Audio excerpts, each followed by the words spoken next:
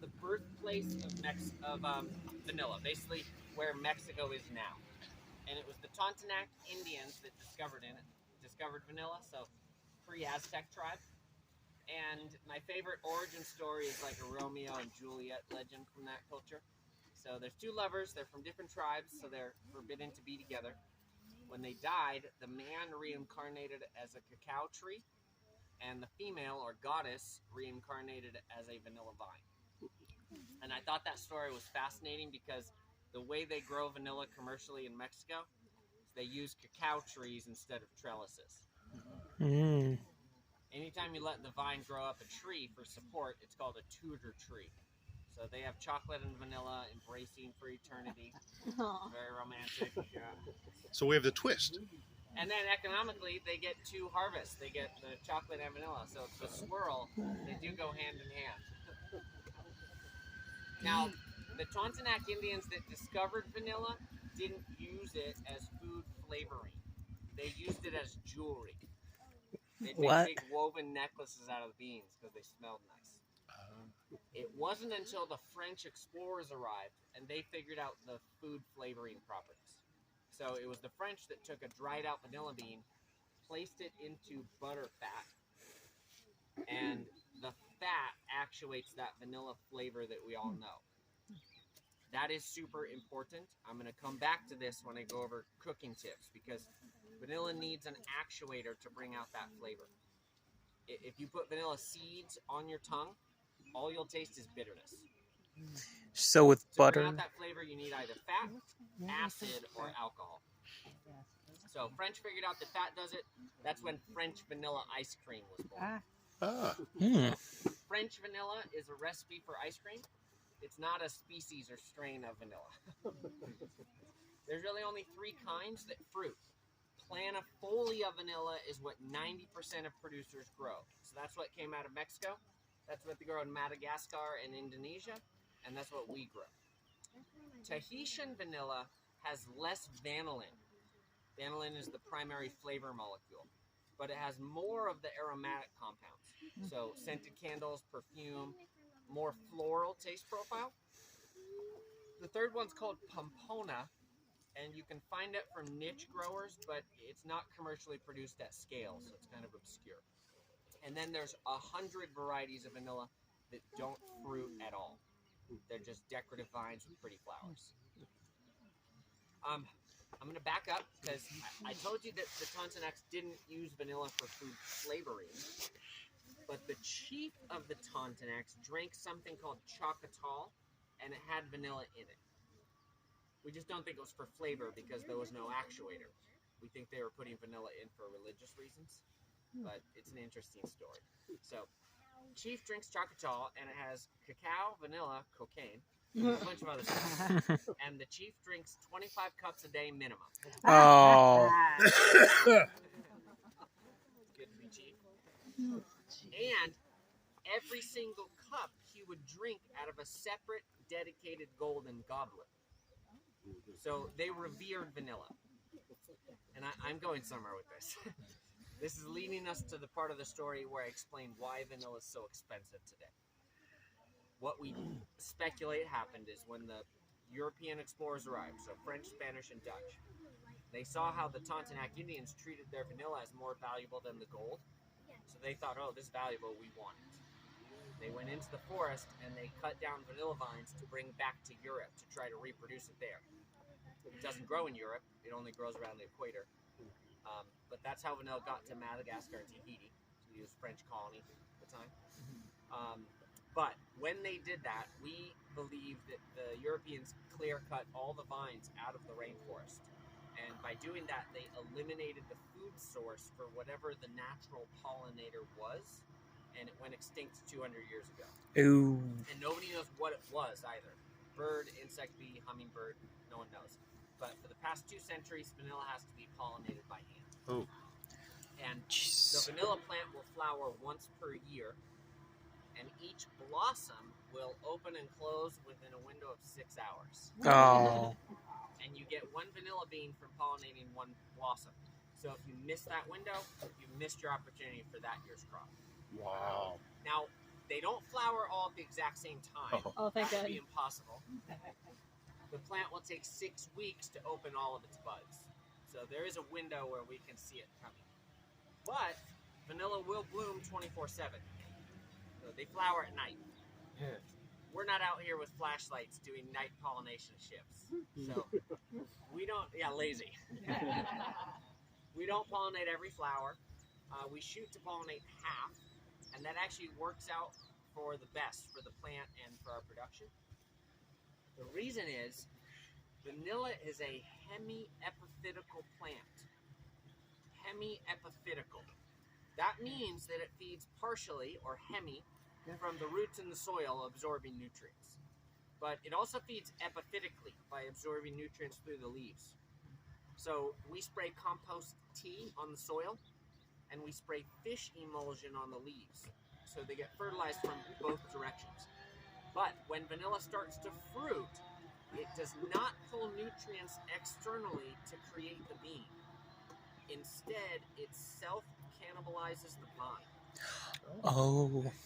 So that's why vanilla won't flower until it's at least 3 years old, because the vine has to have enough time to grow large enough where it has enough matter to donate to the bean. And if we pollinated every flower, we would overtax the vine, and we might kill it.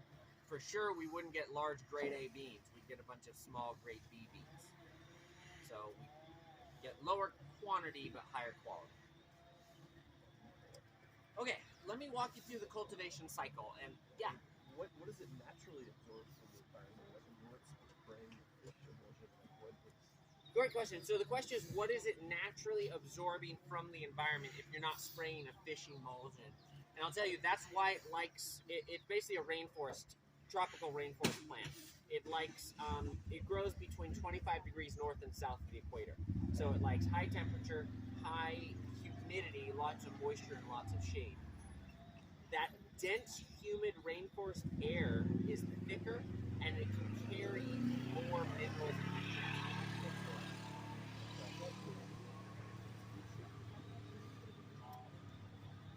The other factor is that they absorb, they basically absorb detritus, the stuff that's breaking down off the trees. And that's what this is. This isn't necessary, but it was a little experiment to basically create this moss fungus lichen thing, so that'll hold moisture and hold extra nutrients for vanilla to be able to pull from. Anyone know what lichen is made out of? It's a symbiotic, see the lichens growing off of the shade cloth? Fungus? It's a symbiotic relationship between two organisms, fungus and Algae? algae. Very good. Yeah. The algae usually you don't find outside of water, but the fungus provides the moisture like a sponge, and then the algae provides chlorophyll, so they provide energy. And so I always joke that algae and fungi be liking each other. Oh. Forgive me, I have 5 kids. I know it's dad jokes. Yeah. Okay. Shoot, I forgot where it was. I gotta start over. Algae. Welcome to the tour. My name is Zachary. Okay. Cultivation cycle. I'm gonna walk you through it chronologically. Actually, before that, they call it a vanilla bean, right? But it's not a bean. It's not a legume. Vanilla is an orchid. Here's a fun fact for you. Vanilla is the only orchid in the world that produces an edible fruit. Technically, the vanilla bean is called a dehiscent fruit pod. Dehiscent means the skin wants to split at the end to release its seeds. I'm just going to call it a vanilla bean. Now, it's an orchid, but it's a rainforest vining orchid. So it looks different, but it has all the same parts. You know how when orchids bloom, they typically have leaves at the bottom and then a long stem that blossoms up top? That part's called a raceme, or a spray. When vanilla flowers, which is April, May, June, it'll pop a spray or raceme out from the leaf node, and the average one will have 10 buds or 10 blossoms on it. Okay, you can plant the seed. Vanilla is true to seed, but nobody grows it that way, because if you plant the seed, it'll take 10 to 12 years before the vine will start flowering. So commercially, everybody grows from cuttings. All you do is you cut a little section and lay it on the soil. You can do as small as 8 inches, but only about half will take. If you do over a 3 foot, then you get 95% will root. So we do meter cuttings, and you just drop them on the soil. You don't have to bury them. Do you see these squiggly roots here? Those are epiphytical or air roots. They act like blotting paper to absorb nutrients from the atmosphere and moisture. When those come into contact with the soil, they'll transform into a terrestrial root, and they'll grow 6 inches down. And then the vine will grow at 2 meters a year. It'll start along the ground until it reaches a stake, and then it'll climb. And then once the leading edge reaches the top, and this is the leading edge right here, it's called an apical, then we train it back down to the ground. Once it touches the ground again, the next epiphytical root transforms into another terrestrial root, and we'll loop it over and over and over. And so that's why a mature plant produces exponentially more beans than a young plant, is because they have multiple anchor points in the soil and a lot more surface area to absorb foliar feeding. So, as an example, these are 2.5-year-old plants. They will start flowering April of 2024. When we get our first flowers, we'll expect 40 flowers per plant. Then in year 5, we'll expect 100 flowers per plant. And then in year 7, we'll expect 500 flowers per plant. So it's exponential. And by year 7, I wouldn't be able to see you from here. It would just be a thick wall of green. And then in year 11 or 12, we'll cut all the plants down and throw them away and replant the shade house. So the life cycle for commercial vanilla is about a decade. That is not the case in nature. In nature, the vine can grow basically forever, indefinitely. Vanilla will not flower unless it thinks it's going to die. So if it's in the right temperature and humidity, it'll just be happy. It'll just keep growing. The largest vanilla vine in the world that we know of is 1 acre. Oh, wow. Wow. One plant. Yeah. But if the plant gets stressed out, it'll release a hormone that says we're dying, we need to reproduce, and that triggers flowering and the reproductive cycle. That is why we don't grow under cacao trees. We would love to have Hawaiian chocolate as a secondary crop. We would have chocolate bars in the gift shop right now. But the main regions that grow vanilla, like Madagascar, Indonesia, Tahiti, Bali, Papua New Guinea, Uganda, and West India, they have monsoon season followed by dry season. And the dry part of the year, the drought part triggers flowering. Hawaii doesn't get that. We're moderate. And so we have to stress our plants out to trigger flowering. So we can do that with 3 things: cold, drought, or physical damage. So we're up high, 1,800 feet. It's way higher. The plants would rather be down at sea level where it's nice and warm.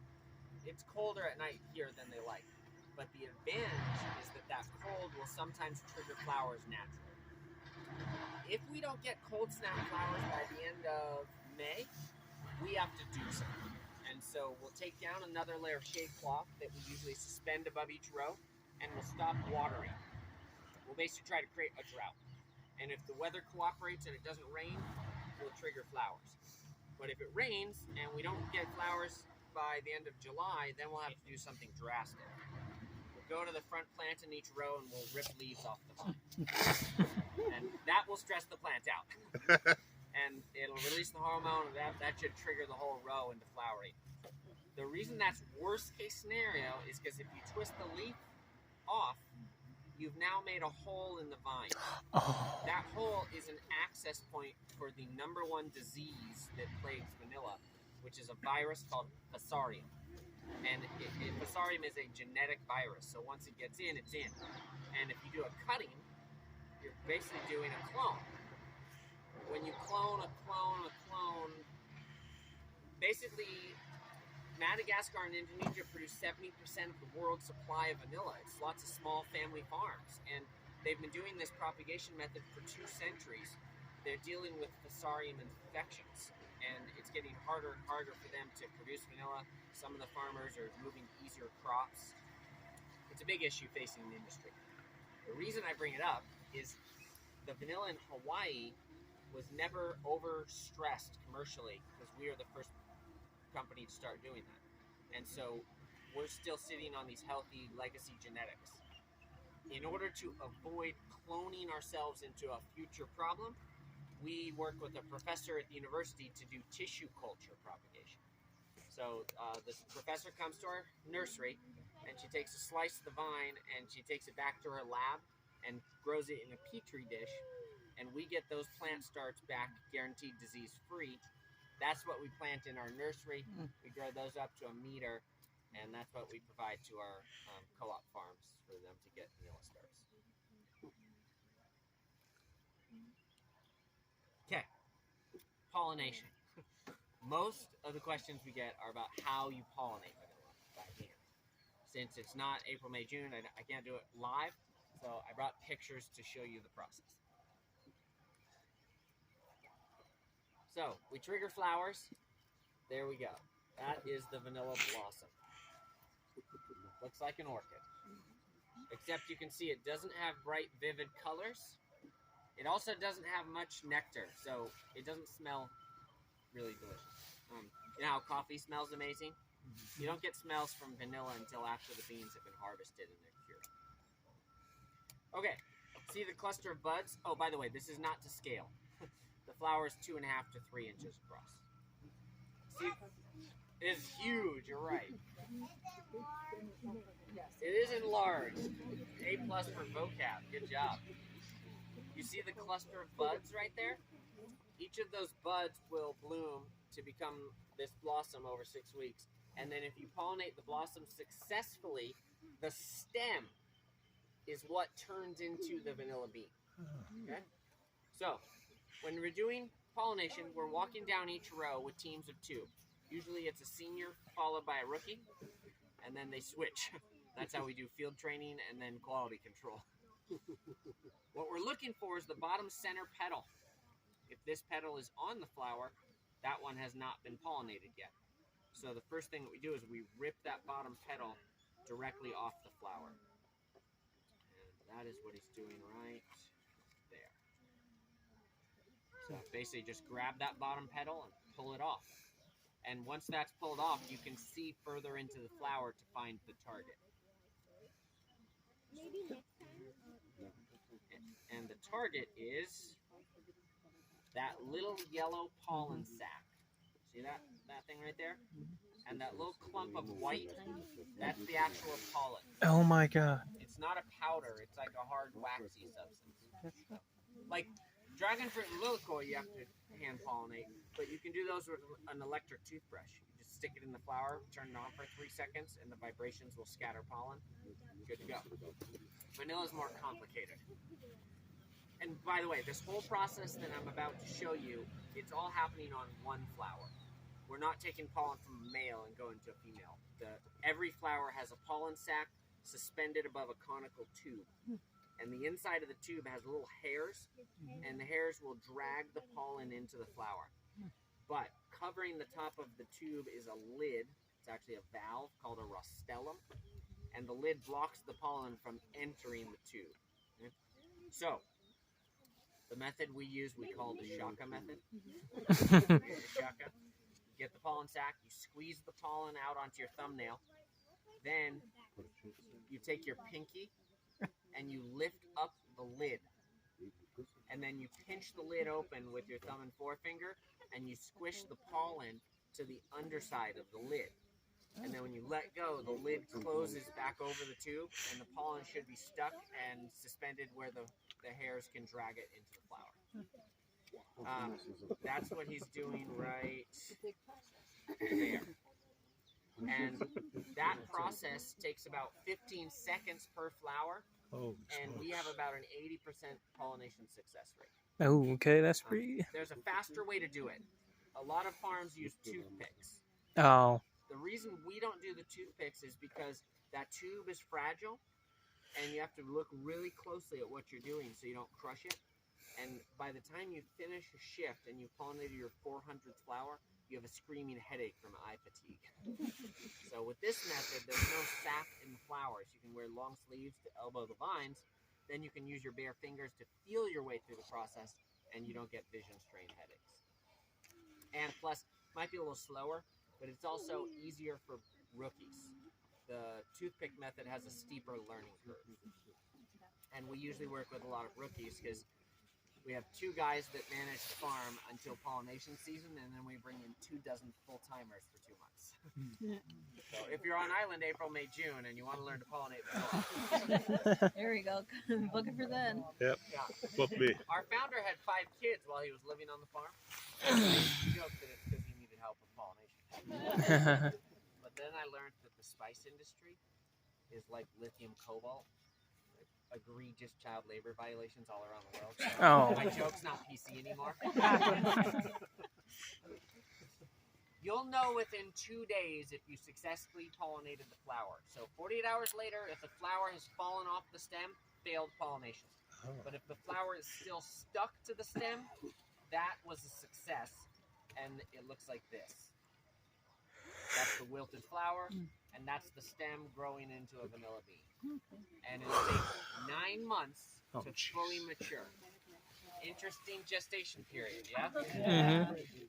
9 months later, it looks like a French string green bean hanging out on the vine. And then when it starts to ripen, it'll go from green to yellow. When it starts to change color, that is the signal that it's about to try and split its skin and release its seeds. We do not want that to happen. The seeds are where the flavor is. They call it the caviar. So when we see it color change, we harvest. Then we blanch them in hot water for 3 minutes. That kills the chlorophyll and it stops them from ripening and splitting. Then we cure them to sweat out all of the toxic sap on the inside. I'm going to tell you what we did the traditional way and how we do it now with tech. So, after you blanch them, the traditional method is to lay all the beans out on old coffee sacks, and you leave them out in the sun all day, and the heat causes them to start to sweat. At sunset, you roll them up in a bundle, tie them, and put them in a cooler. And the igloo is supposed to keep them hot overnight, so they keep sweating. But what happens when you put hot, moist things in a box with no airflow? Explosion. Mold. So another crew comes in the morning, they take out the bundles, they unravel them, and then they hand scrub the mold off the outside of each vanilla bean. And they do that for 6 months. Wow. Oh man. We did that method for about 2 decades here. And you remember the founder's 5 kids? 3 of them live in Alaska now. Over it. 2 years ago, Costa Rican vanilla farmers solved this problem by creating smart sweat boxes. They're basically insulated with tech sensors, environmental controls, and they keep the optimum temperature and humidity throughout the whole process. So we read the study and we built a small one. It worked so well that we built a big one. Now we have 60 feet of linear cure space. With that, we can cure the beans in 2.5 months instead of 6. The vanilloid profile went through the roof because you're optimizing, and the airflow eliminated mold. And with that, we can cure several metric tons of green beans each year. So that is really very empowering. Yeah. On this farm, with we have about. Well, I'll give you the complicated answer. We have 3 facilities where we grow vanilla. A 30,000 square foot greenhouse, this shade house, and one more matching us just below us on the terrace. It's a 1/4 acre footprint, but because the vanilla grows vertically, it's a 1/2 acre of vanilla. So altogether, just about 2 acres, just under 2 acres on this farm, produces about 1.5 to 2 metric tons. Yeah. Has anyone ever tried to use different different insects or birds trying to breed, pollinate? All right. So earlier I mentioned that there's no natural pollinator in the wild, but clearly we have some researchers. Some of you are probably thinking, "Wait a minute, Zach! I read on Wikipedia." So it turns out there is a Melipona bee. It's a rainforest orchid bee that lives in Central America, and it has the right anatomy to pollinate vanilla. And they did a study, and they found that it's not attracted to vanilla. Oh. No colors, no nectar. So it's not seeking it out. So it'll pollinate, it ends up pollinating less than 10% of the flowers. So they still have to be done by hand. But how it pollinates is insane. That's The only part of the vanilla orchid that has any nectar is the lid. If the Melipona bee finds an open blossom, it'll go into the flower and eat the lid. Then, after its meal, as it pulls out of the flower, it has a really long nose with a spike on the end. The spike cuts open the pollen sac, which releases the pollen into a now open tube. Nature's crazy. Dang. So there are companies working on genetically modifying vanilla. They're trying to create a GMO vanilla that has no lid. So theoretically, it could self-pollinate. If they solve that, they still have to breed it to release the anther has to release the pollen sac of its own volition. So that's not solved yet. There's also companies working on AI-powered drone bees. Yep. Skynet. No one's. Black Mirror. Yeah, I just watched that. Black Mirror, you just watched it? If someone solves it, the price of vanilla could go down because the main cost is labor associated with pollination, and that's why Hawaiian vanilla is so expensive. Because the main regions that grow vanilla, Indonesia, West India, Uganda, Madagascar, poverty-stricken, $1 to $2 a day paying their field workers. Anywhere in the U.S., you've got, state labor laws. And technically, Hawaii is the only state within 25 degrees. Even the south tip, Key West, Florida, is at 25.5 degrees latitude north of the equator. So technically, this is the only state in the range. So there have been questions about that as well, and some experiments. The idea is, what if you could spray a solution in the flower that would attract that would be an attractant for the right insect?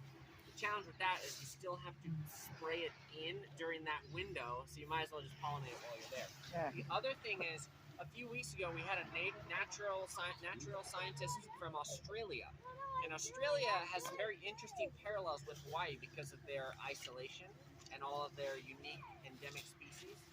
And this lady who was here on the tour, she takes care of the orchids in their botanical garden, their endemic orchids. She said that each of their endemic orchids has a one-to-one relationship with a unique pollinator. And the conditions that cause the orchid to bloom are the same exact conditions that cause the pollinator to hatch. Wow. Yeah. What? So that leads us, that evidence even leads us more to believe that it was someone who clear-cut the vines and the one-to-one, the food source for the one pollinator for it when, but it's speculation, there's all kinds of theories, aliens. Any more questions about vanilla before I switch gears to tell you the farm history? I forgot to tell you. These are sunken beds. 80%, they're 3 foot sunken down. 80% coconut fiber, 10% redwood bark. That provides drainage. The top layer is 10% offal. So slaughterhouse waste. That's why you can see cow bones in the soil. Really? Those will break down and add calcium. If you dug up the top 6 inches, it would be steaming like a compost pile from all the microbial activity. So, how many companies are trying to breed with our plants that are similar? I don't know how many, but there are quite a few going at it from different directions. There's another one I didn't mention called a Cell Foundry, and this is a company that is trying to create the vanilloids, the phytonutrients, terpenes, all of the desirable components of vanilla in a petri dish without growing the plant. What? Yeah, it goes way over my pay grade. Look up Cell Foundry. Way over my pay grade, but yeah, they're attempting that. There may be a market for that someday, but there will always be a market for purists who want the fruit grown off the plant. Hippies. No. Organic food. People like organic.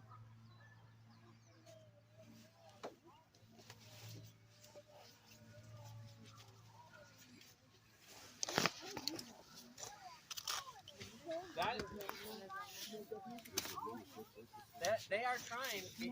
Anyone have a Roomba at home? Yes. We had a company come out here and bid on us to create AI-powered, basically Roomba robots that would go up and down the rows and scan each plant and send us a notice when the blossom started to open.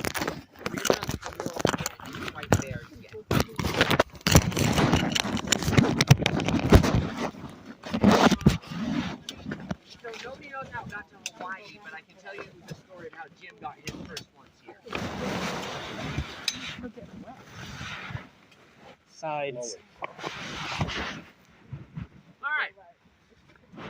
Without umbrella. All right, let me switch gears. I'm going to tell you the farm history, go over some shopping and cooking tips, and then we'll go have dessert. Okay. Cool. Okay.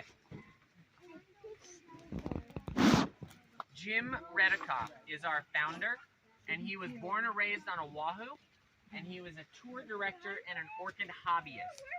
He got his first cutting of vanilla in 1982 from a local Japanese orchid hobbyist. They became friends. Jim became obsessed with vanilla, and he started propagating it, and 10 years later, Jim had 500 vanilla plants growing in his front yard.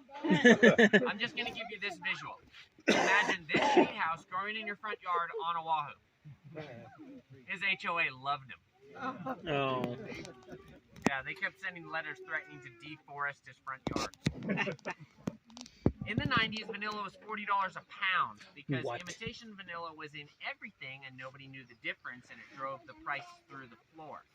So how did Jim start a U.S. vanilla farm when the market was at the bottom? He found a niche, and that's local vanilla ice cream. So the story is that Meadow Gold, a dairy in Texas, they were going to host a conference, and they wanted to serve a 100% locally sourced and made Hawaiian vanilla ice cream. And they had local dairies, and they had local sugar, but they couldn't find vanilla. Jim found out, and he went to Meadow Gold and said, I've got 500 plants. I'll grow the beans for you if you'll pay a premium, because I can't do it for $40 a pound. They said, if you can grow it in Hawaii, we'll pay above market rate. So they sold their home in Oahu. They used that money to buy the abandoned coffee mill, and they planted vanilla in '95. 3 years later, they sold their first harvest to Meadow Gold for $280 a pound. Oh, wow. 7 times the market rate is what it costs to grow vanilla in the U.S. So it's expensive ice cream. And looking back in hindsight, we call that vision. His wife probably called it insanity at the time, but she made the recipes, he grew the vanilla, and for 9 years they had one client. Oh, jeez. And Meadow Gold bought every bean they could grow and made ice cream. jeez. 2007, Meadow Gold left Hawaii. They distribute, but they don't produce here. So we broke up, and we got a new local partner on Maui called Rosalani. And Rosalani is a super premium ice cream brand. Their base has 30% more butter fat than normal ice cream, so it's super rich, and that's it's really good.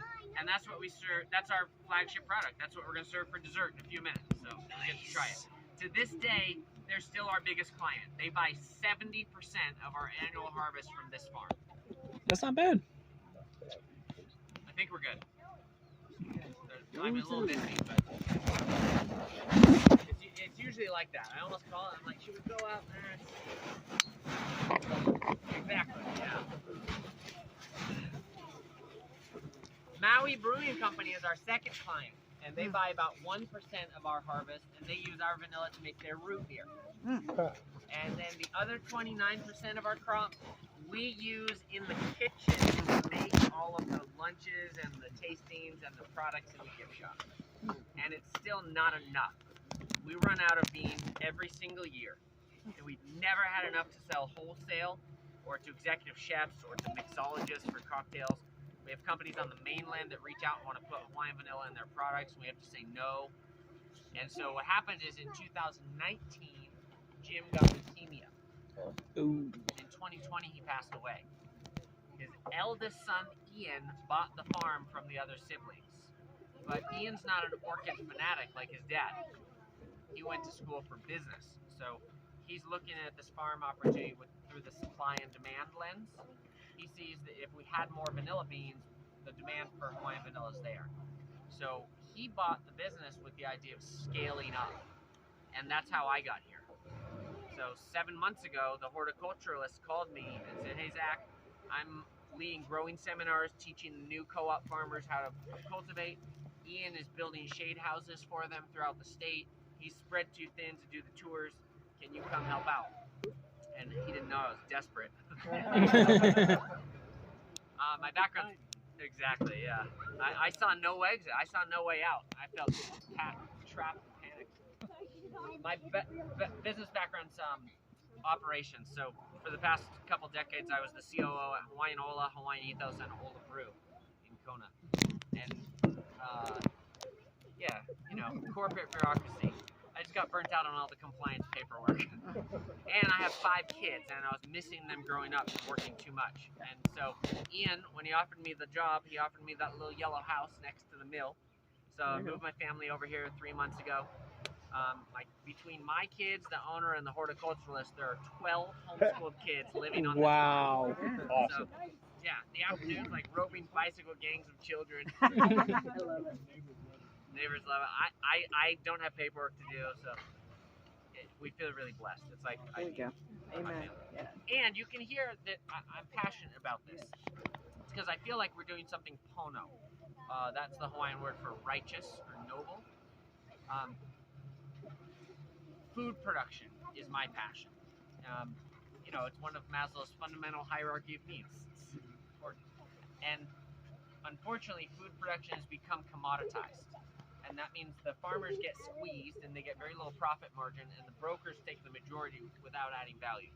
That works on the mainland, where you have subsidized crops that you can operate at scale with a combine. But in Hawaii, with the high cost of land, the treacherous mountain terrain, the high cost of labor, and importing inputs, growing food is kind of unfeasible in Hawaii unless you're willing to do subsistence farming. To really have a Hawaiian lifestyle, you would need to grow a high-value ag product, and vanilla fits that description. It doesn't have to be planted as a monocrop. It can be a companion plant with an existing crop. It doesn't take a huge footprint. It increases biodiversity of endemic species in environments it's planted. So it's all kinds of promotable. And we think this could be good for Hawaii. That could be delusions of grandeur. But ever since 1960, when sugar ended, Hawaii's been dependent on economic tourism and military infrastructure spending for their economics. And they've always talked about ways to diversify back to the prairie. Vanilla could. And so Ian bought the business and wanted to co-op. Now we have 36 co-op farms throughout the state. And we'd like to get to 40 total acres. We probably have 5 or 6 places right now. The largest co-op farm is 3 shade houses. The smallest has 10 feet of vanilla growing in her backyard. Fly her sandwich back harvest every year. I love it now. Anyway, I mentioned in case anyone is tempted to live in Hawaii and needs an income. There you go. Good. I like it. Connect you with the horticulturalist. Yeah. There you go. There's a couple big ones. Labor is a huge one. I'll tell you, the curing is really it's that cure tech that allowed us to start this. Basically, curing is the most labor-intensive part of the whole process. We got the tech.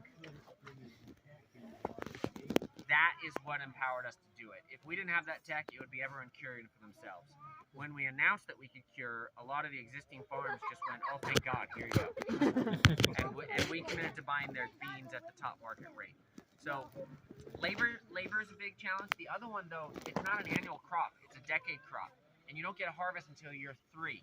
And you've got at least a $250,000 expense to build your infrastructure, just the shade house. That's not counting the land. So putting up that much and waiting 3 years to see any returns isn't a place most people can be. And then ideally you stagger each shade house so you're 3 years apart, but you're not seeing the benefits of that until year 7, 8, 9. Yeah.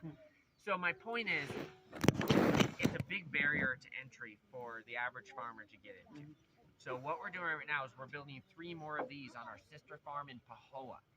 And once we're done with that, we're going to take the use of funds as a case study to the Department of Ag, and we're going to try and secure ag loans and ag grants so they can fund the infrastructure.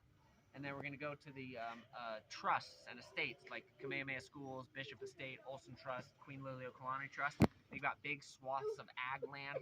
They won't sell it, but they'll lease it out for ag projects for $500 a year for 30-year lease. So hopefully we can make it easier for new farmers to get up and running without having to put out so much of their own capital. Can it grow on every island, or It can grow on every island in the right microclimate. Pros and Yeah. cons.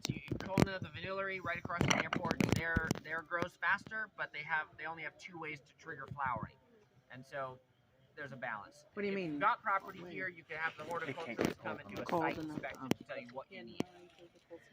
Oh, that's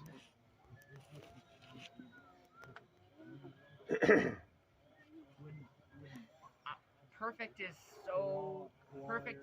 I mean, it's all give and take.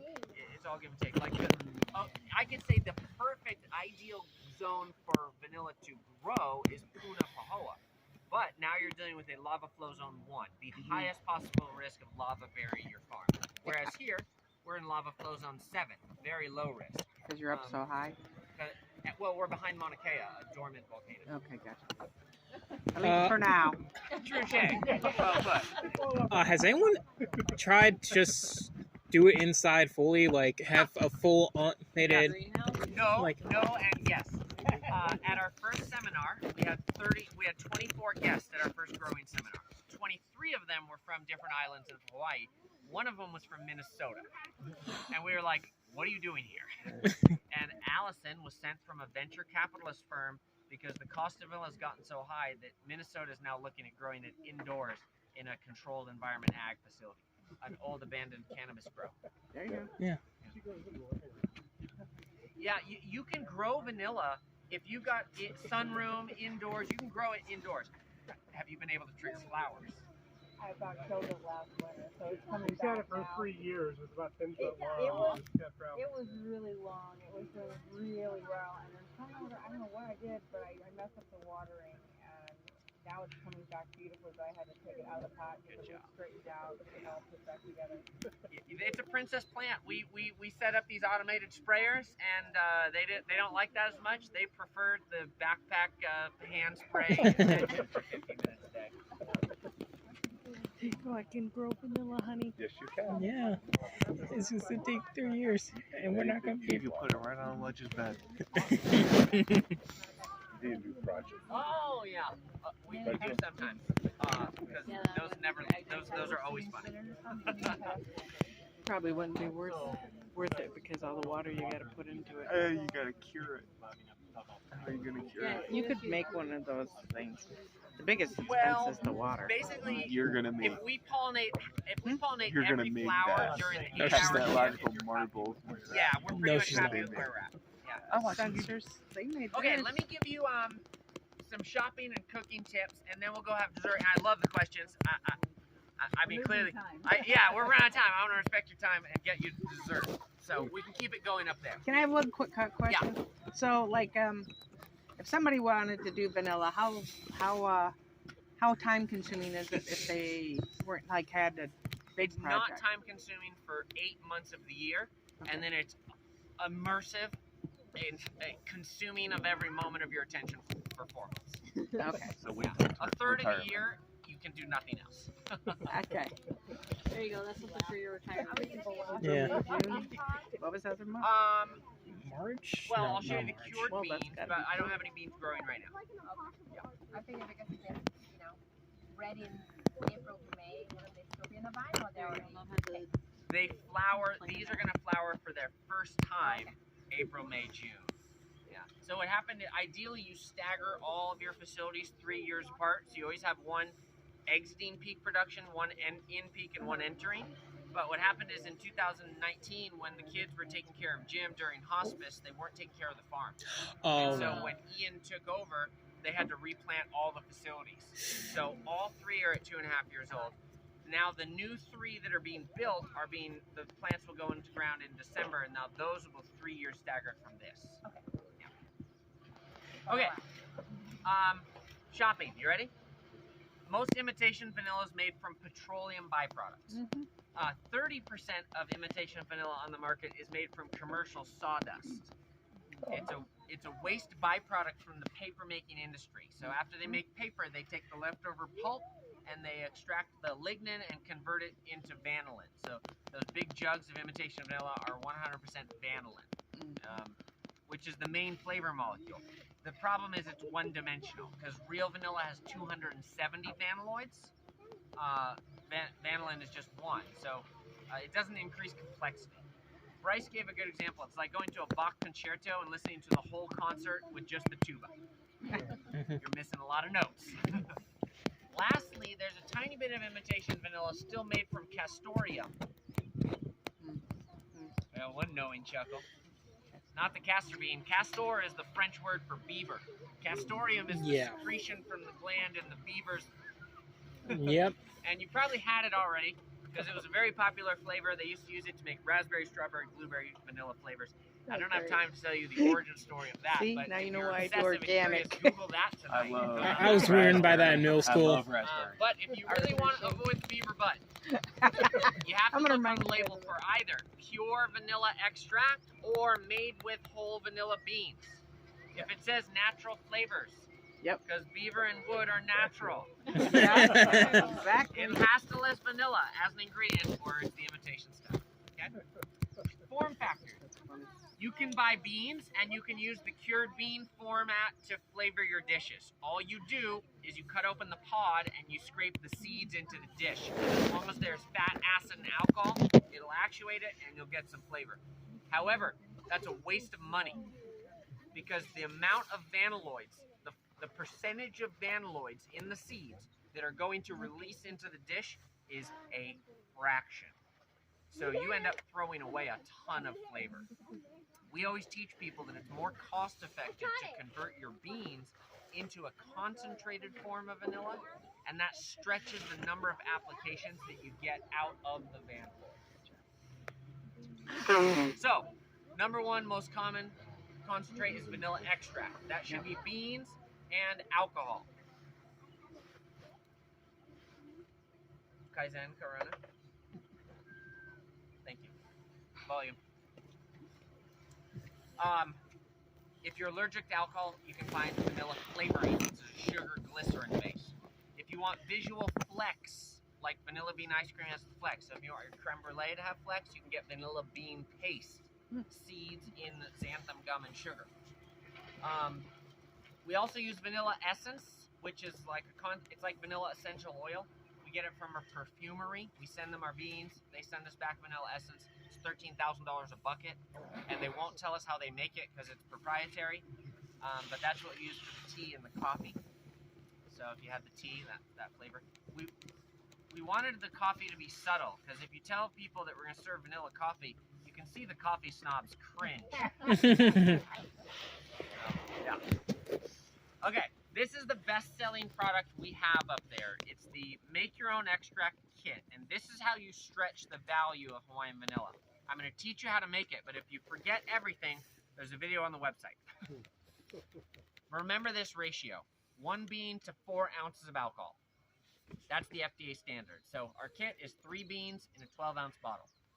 When you get home, you take out the beans and you split them with a sharp knife, and then you fill it up with alcohol. If you forget to split the beans, you're not really making extract, but you're preserving your beans in alcohol. Split all 3, fill it with alcohol. What alcohol? 70 proof to 100 proof. So 35% to 50%. Basically, don't use Everclear. Okay? It won't work for a variety of reasons. Don't use top shelf alcohol either. The vanilloids are going to overpower it anyway, so just use cheap alcohol. The most common thing people put is Kirkland Signature vodka. I was about to say vodka. Yeah, vodka is the standard. Vodka gives you a extract that's kind of all-purpose. It's got neutral flavors. Why be safe? If you mostly bake sweet pastries, we recommend that you fill this kit with rum. Rum is distilled from molasses, which is a waste from the sugar creation process. So you get a sweet, flavorful rum vanilla extract that's really good for anything with brown butter or brown sugar. But if you're doing savory cooking, you don't want sweetness in the extract, so everything we do is whiskey based. If you fill the kit with whiskey, you're going to get a rich, deep, dark vanilla extract that's perfect for savory. So, fill it up to the top, set it in the cupboard for 6 months. 6 months later, you can pour out 6 ounces and start using that as your single fold or single strength extract. Take the kit, fill it back to the top with the same alcohol. Pro tip, write with a Sharpie the date you fill and decant so you can keep track of where you're at in the cycle. Put it back in the cupboard for another 6 months. 6 months later, you can repeat that process. You can do that every 6 months, so you can pour out 6 ounces every 6 months for 3 years. That's how much flavor is in a vanilla bean. And that's why we like alcohol so much. Thank you. Fats and acids will both go bad before they pull all the flavors out. Alcohol is the only actuator that can get all the flavors out. You guys get that it took 3 years to get all the vanilloids out of a bean. Yep. Is that mind-blowing? You get 36 ounces. Yeah, it takes Now, a while. So that whole step is online. The whole On video. your site. Okay. Now, let's say that you forget about it and you left it in a cupboard and 3 years later you found it. It's still good. It's even better. But if you try to do that process and decant 6 ounces, your second round would be weak because the vanilloids have been pulled out into those 12 ounces. So in that situation, you're not going to get 42 ounces of single strength. What you've created is 12 ounces of extra strength. And now you can use less because it's more concentrated. So if you have lots of patience, it's worth it. Our 4-ounce bottles of extract are aged 5 years. That's why they're so strong. Now, let's say you wanted one of each. There you go. To do a specialty one, I'd say get 3 kits. But I'm incentivized to convince you to buy 3 kits. And at $60 a pop, that's not a small chunk of change. So, if budget's a thing, you could buy one. You remember the ratio? 1 to Buy 4. one, and you get your own 4-ounce 5 to bottles. 1 or 4 to 1? And you That's just what I thought, separate, yeah. put 1 bean in each, and fill 1 with vodka, 1 rum, 1 whiskey. You follow the same steps. You just reduce the ratio proportionally down to 2 ounces, right? Or if you want to go other end of the spectrum and go full excessive, like my wife, she didn't want a little bottle of extract. She wanted a big bottle of extract. So I calculated that based on 4 ounces to a bean, it takes 15.9 beans to make a handle into extract. Oh my god. There's no reason to do this outside of ego. She just puts this on her counter to show it off. And she lets me show it off for 20 minutes a day. There you go. I've got 2 bottles that size started at home with Madagascar vanilla. It's fun. So Yeah. one rum and 1 vodka. If you're gonna sip it, you don't have to get it so concentrated. You can drop a bean into a pit for 12 to 24 hours and pull it out, and now that's infused vodka, and that has enough flavor. And I'd say that's better to drink with than the extract because you don't lose the unctuous mouthfeel.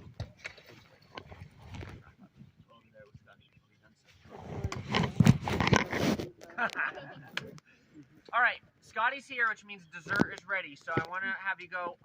Okay. First cooking tip: vanilla time releases its flavor, so get it into the actuator early and let it sit for a long time. So the lemonade, I add the seeds into the lemon juice and let it sit overnight, and the acidity actuates it. If you're gonna make cookies, mix the vanilla into the butter first step and set that aside while you mix all the dry ingredients, so you give time for the fat-soluble vanilloids to infuse the butter. Second tip: the more actuators in your dish, the less vanilla you need. So Rosolani ice cream, when they switched to use our vanilla, their high-fat, high-butterfat base with our aged extra-strength extract, they said they had to reduce the amount the recipe called for because it was too much vanilla flavor. I would have liked to try that, but the chicken breast we make is marinated in a whiskey extract, lemon juice, olive oil, vanilla salt, and garlic powder. But the point is, it's being actuated by alcohol, acid, and fat, and that's how you stretch all the vanilloids. Cool? One last thing. When you're cooking with savory, because I only did sweets before here, and now that we've learned about savory, I can't help but put it in everything my wife makes. Chicken noodle soup, vanilla. We made Italian meatball wedding soup the other day and added vanilla into the skillet as I was making the meatballs. You know the gamey, meaty smell that hangs me, like when you pan-sear a steak and it gets all smoky? Yeah. The vanilla in cuts the meaty, gamey smell a lot. Same with onions. I think that's why perfumes use vanilla as the base, because it's binding all of the aromas and odors. Okay? One of our guests told us their secret family recipe for deviled eggs had a splash of vanilla extract. A bunch of us have tried it and it's out of this world. My tip for savory is quantity matters. You are not trying to make a vanilla flavored casserole. You taste vanilla, you went too far. Yeah. Think about vanilla in savory like you would a bay leaf or salt. You don't want to taste the salt. You want to add just enough vanilla to have it react and increase complexity. Yeah. Let Scotty know if you want to ride, hang out. When you get up there, taste the coffee black first. See if you can detect vanilla notes. I can't, my wife can't. Then add cream. Let the cream sit in the vanilla coffee for 30 seconds. Taste it again and see if you can detect how much more vanilla gets actuated by the fat. Yeah. Or dump it over your ice cream for an affogato. Thank you for letting me evangelize you. I'm going to come up and continue answering questions.